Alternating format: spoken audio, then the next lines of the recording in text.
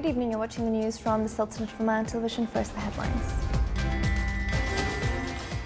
His Majesty Sultan Haitham bin Tariq sends a cable of greetings to the President-elect of Iran. The COVID-19 Supreme Committee decides to ban the movement of individuals and vehicles and to close all public places and commercial activities during the night, starting from tomorrow, Sunday, the 20th of May. The Supreme Committee affirms that all the health sector establishments continue to implement national plan for vaccination against coronavirus COVID-19. The Ministry of Health starts tomorrow to vaccinate new target groups who are 45 years old and above.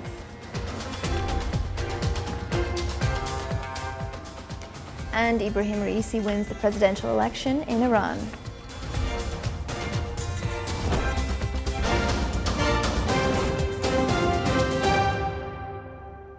Those are the headlines, and now for the news in detail. His Majesty Sultan Haitham bin Tariq sent a cable of greetings to His Excellency President Dr. Ibrahim Raisi, President-elect of the Islamic Republic of Iran, on winning the presidential election.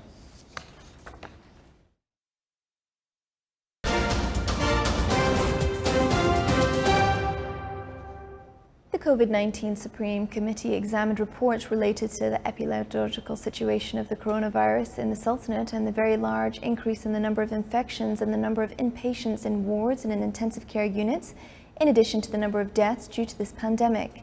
The committee also noted the unprecedented extreme pressure on the health system in the Sultanate to deal with cases related to this disease and to protect all members of society, citizens and residents. It decided to ban the movement of individuals and vehicles and to close all public places and commercial activities while allowing home delivery from 8 p.m. until 4 a.m. starting from tomorrow, Sunday the 20th of June 2021, until further notice, except for the activities and categories that were announced in previous decisions. The Supreme Committee confirms that all health sector institutions led by the Ministry of Health are continuing to implement the National Plan for Immunization against COVID-19. According to the specific stages and target groups, and call on all targets to take the initiative to immunize to protect themselves, the members of their families and community from contracting this disease. Meanwhile, the committee commended the commitments shown by the members of society and various institutions in adhering to precautionary measures that have been adopted to avoid infection and spread of this disease. It nevertheless expressed its astonishment at the persistence of some in holding gatherings for various occasions in contradiction of the approved controls, and confirms that the relevant authorities will continue to take measures approved in this regard.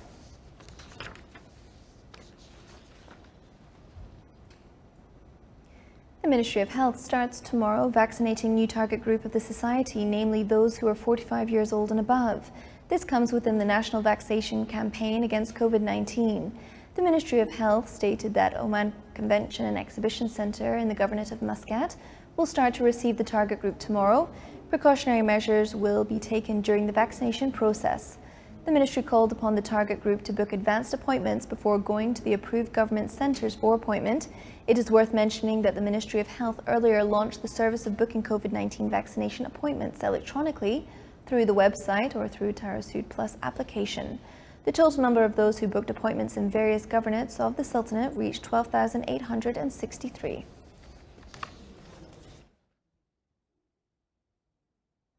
The COVID-19 vaccination centres in the Governorate of South Sharqiya witnessed good turnout, which reflected an increase in the community's awareness for vaccination against this disease.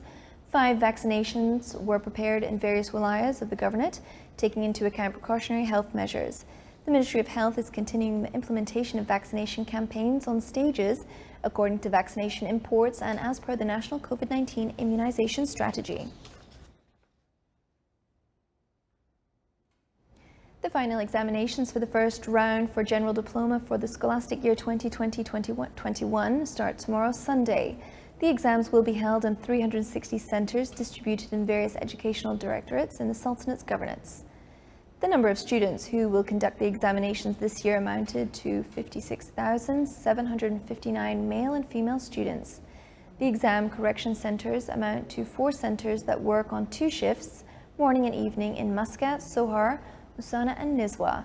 The evaluation process will start as per the approved preliminary timeframe plan on Monday and end on the 14th of July. Figures issued by the National Centre for Statistics and Information showed that the total local liquidity at the end of March 2021 increased by around 908 million Omani rials, as to reach 19,843 million rials. The total foreign assets at Central Bank of Oman also rose at the end of last year. The private sector total deposits at commercial banks and Islamic windows in the Sultanate also witnessed an increase by 5.7%.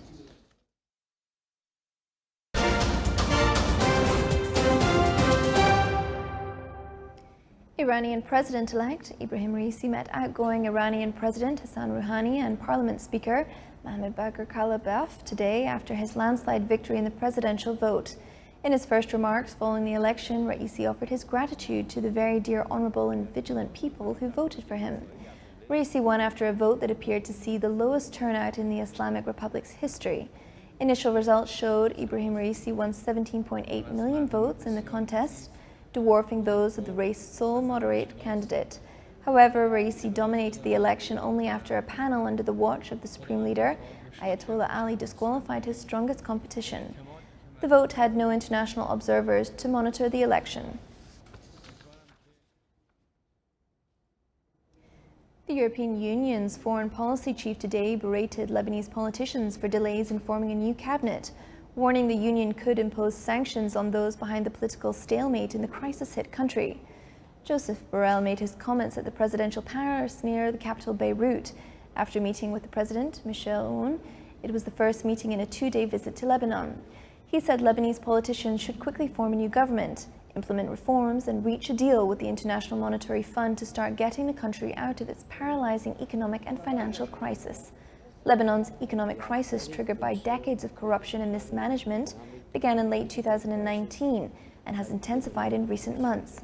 The World Bank said earlier this month the crisis is likely to rank as one of the worst the world has seen in more than 150 years. Lebanon defaulted on paying back its debt for the first time in March, while talks with the International Monetary Fund on a bailout package stopped last year. Borrell rejected claims by some Lebanese politicians that refugees are the cause of the crisis, saying it is homemade.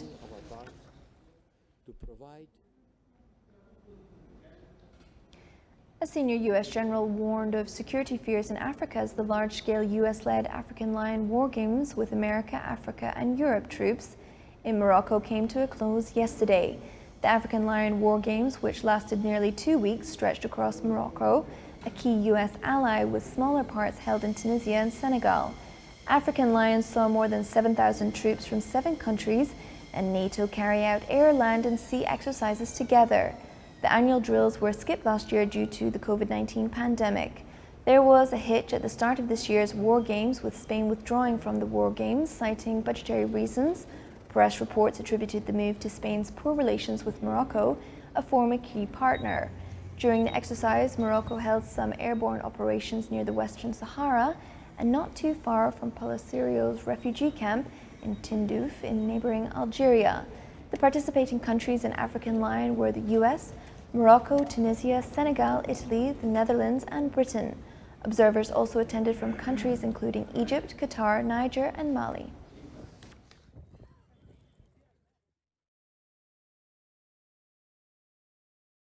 Four people were killed and 15 injured after a plane carrying skydivers crashed in Russia's Kemerovo region. According to regional authorities, a twin-engine L-140 plane carrying 19 people broke apart after a hard landing. 4 of the injured are said to be in a severe condition. The reason behind the crash is being investigated.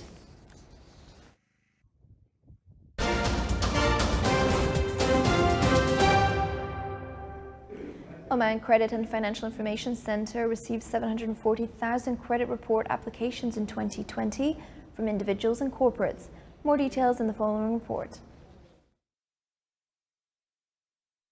Oman Credit and Financial Information Center, Malaa, was established in 2019 as the first pillar of the Central Bank of Oman's 3-year strategy to enhance the business environment towards implementing Oman 2040. The centre offers credit and financial reports for individuals and corporations and aims to be Oman's national data bank. So far, Mala'a has received 740,000 credit report applications from individuals and corporations. Mala'a plays a major role in improving the financial environment of the Sultanate. It enhances financial inclusion, creates a fertile environment for ease of doing business, and reduces credit risks. Mala'a also contributes to Oman's economic growth by improving the quality of loans without interfering with the financing decision-making process, and supports individuals and corporations to improve their creditworthiness, which leads to a financially literate society that is capable of informed financial planning. The Centre is working towards reducing credit risks and improving the quality of loans through products and services which support credit providers in making informed decisions. This is in accordance with the directives of the Central Bank of Oman to the banks of the Sultanate to extract credit reports when an individual or company applies for a credit facility to assess their financial solvency before making a decision to grant credit. This helps to reduce credit risks and to make informed decisions based on information available in the Mala'a report.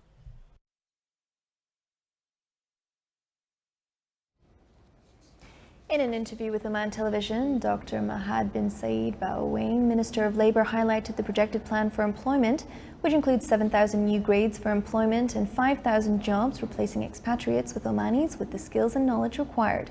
Abdullah bin Ahmed Al-Rabai led the interview session. Your Excellency, thank you for joining us here at radio and television station. The immeasurable value in the skills and social contribution of young people they make in their homeland is well realized, thanks to the education opportunity available here in the Sultanate. We all trust that the youth are the pillar of change and force capable of creating it. Hence, here comes the importance of attracting this group and utilize and employ their talent. In this context, Omani youth are concerned about finding jobs in their home country. Could Your Excellency highlight on the projected plans just announced, which it includes new identified grades for several thousand jobs and other thousands of jobs expecting to replace Omanis in place of expatriates? First of all, I think we need to stress on several points. One of them is the jobs and occupations and professions are dependent on supply and demand issues. But again, the priority in any country in the world is for the nationals. And definitely our national people and our youth are capable of taking any positions. Probably they require certain skills that the ministry can provide for any type of activities that are the private sector or even the public sector require and need. So we are here to provide such training that is associated with the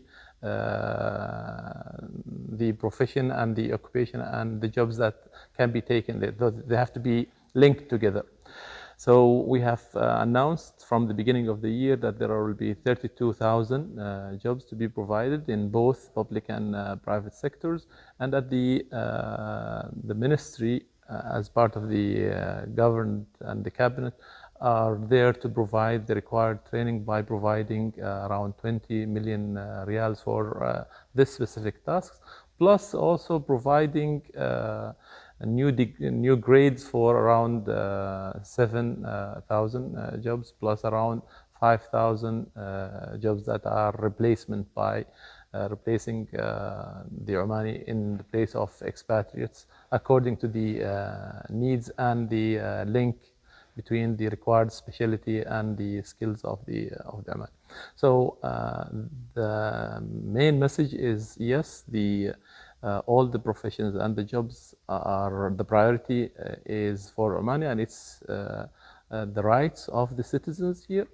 And then we are also here to provide the required skill, and also we are also there to observe and see the expansion of certain sectors that we can utilize the Omani youth and experienced also people to work in those sectors. Yes, young people may not have core employability skills, but as Your Excellency have stated that the ministry will provide job training. However, there are a group of them who have already acquired skills and knowledge required with appropriate qualifications. So what they need is just that opportunity to be employed. What would you like to say, Your Excellency? Yes, again, we are looking at the if the skills are there and the required knowledge is there, we work definitely in finding positions for them. And again, sometimes there are challenges due to the shrinkage of the economy that is going on all around the world, and also because of the COVID-19 issue that also added additional burden on the sector. But definitely we're working on finding these chances and also supporting the private sector by even paying part of the salary, so that we encourage the private sector to put hands with us so that we can provide the required jobs. Your Excellency, the role of the schools and colleges in transition to work became the subject of considerable interest.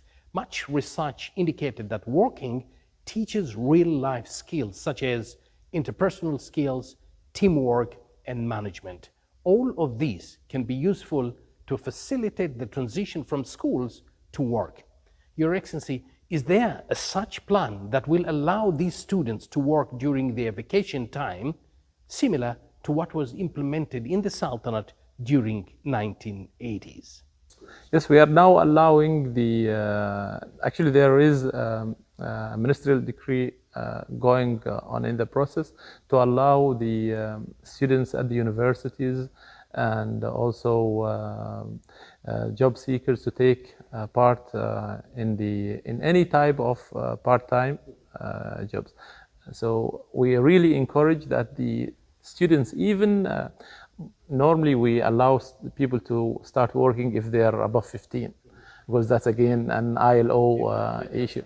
So above 15, there are certain, of course, restrictions, but the chance of exploring the job opportunity and understanding the culture of working is very important later on to build the personality. So we are really encouraging it. So if anybody is getting that chance, we are pushing forward toward that, and we are putting hands with their hands to really stress on that. Because the early you start thinking about working, the more chance of getting successful later on in taking a proper career and also improving the whole economy of the country.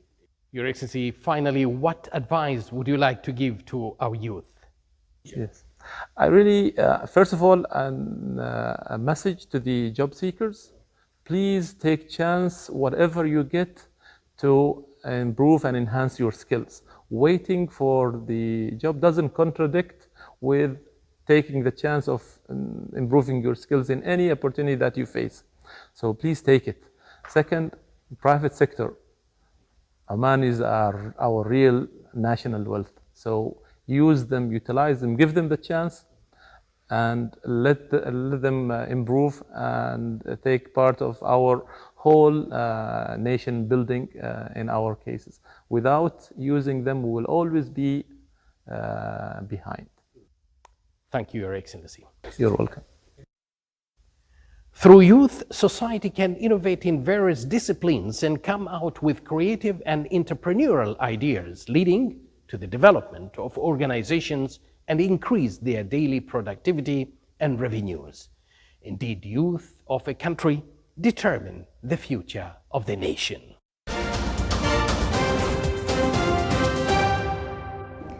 The UK government is considering relaxing restrictions surrounding international travel for Britons who have had both coronavirus vaccines. Ministers confirm they are looking at plans to limit quarantine requirements for those who have been fully vaccinated. More details in the following report. Travel restrictions may be eased for Britons who have had both jabs. Government ministers are discussing plans to cancel quarantine for vaccinated travellers upon arrival from amber list countries. All adults across the UK can now come forward and get vaccinated. So my message to every adult who hasn't yet had the jab is come and get the jab. It's really easy and it will help protect you and protect those around you, and it will help us all on the road to recovery. If you've had one jab, you haven't had the second jab, get that second jab, because we know they're so important. And because of the success of the vaccination rollout, we can be confident that we're on that road to recovery, but it takes everybody to come forward and get the jab. Despite the positive vibes that have been resonating among Brits, there are those who oppose the notion, as they have not been vaccinated yet, and they are mostly under 30s. I agree with it. I think double vaccinated people should be able to travel to amber countries. Firstly, because I think it should be safe, and secondly, because I think it would encourage more people to get both vaccines. Well, if you want my honest opinion, I think it's completely fair. I don't understand why people that haven't been vaccinated should suffer. No, the people that have been vaccinated should suffer because there's people out there that don't accept the vaccination. So I think it's only fair that if you have had both doses of the vaccine, that there should be some easing within society. But I guess that depends on whether everybody's going to have it or not, because there's a lot of people that haven't still had it. So I'm not sure. It's a bit of a touchy subject, isn't it? The government is determined to deliver what it calls a final push to protect the country by offering the vaccine to all adults in the UK. And it seems the government is inching closer to this goal with 60 million jabs administered so far. Close to 60% of them are now fully vaccinated. Today is a huge milestone because everybody in this country aged 18 and above can now book their COVID vaccination. We've got 26 million people who are fully protected with both doses, which is vital. But for the millions of people in their 20s and 30s who haven't yet taken up that offer, make this weekend the moment when you come forward and get that protection for you, for your friends, that keeps us all safe and hopefully gives us our summer back. The UK government is racing against time and COVID for a safe return to international travel. And if approved, the new plans could mean vaccinated Britons will have more travel freedom. Da'at Matar, Oman TV, London. This is the Sultanate of Oman television reporting tonight's bulletin. Here are the main points once again. His Majesty Sultan Haitham bin Tariq sends a cable of greetings to the President-elect of Iran. The COVID-19 Supreme Committee decides to ban the movement of individuals and vehicles and to close all public places and commercial activities during the night, starting from tomorrow, Sunday, the 20th of June. The Supreme Committee affirms that all the health sector establishments continue to implement national plan for vaccination against coronavirus COVID-19. The Ministry of Health starts tomorrow to vaccinate new target group who are 45 years old and above.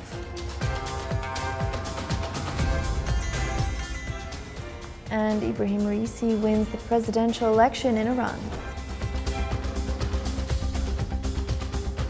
With that, we come to the end of tonight's news bulletin. From all of us here at the newsroom and the studio, it's good night and stay safe.